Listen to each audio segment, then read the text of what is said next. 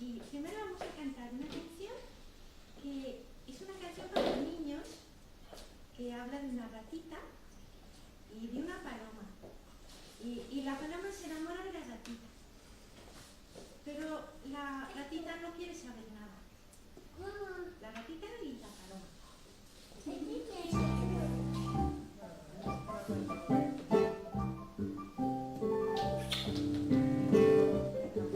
Se puede tocar palmas y hacer de todo, ¿eh? Los pies también.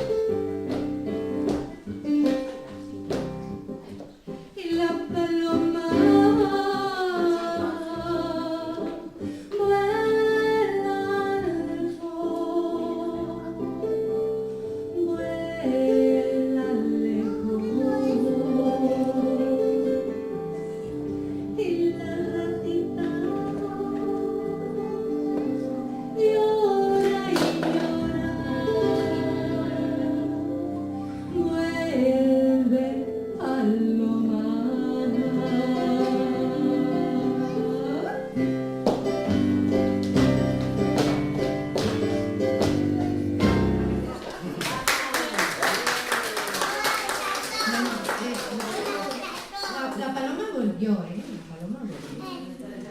Es que mi hijo me viene a respirar.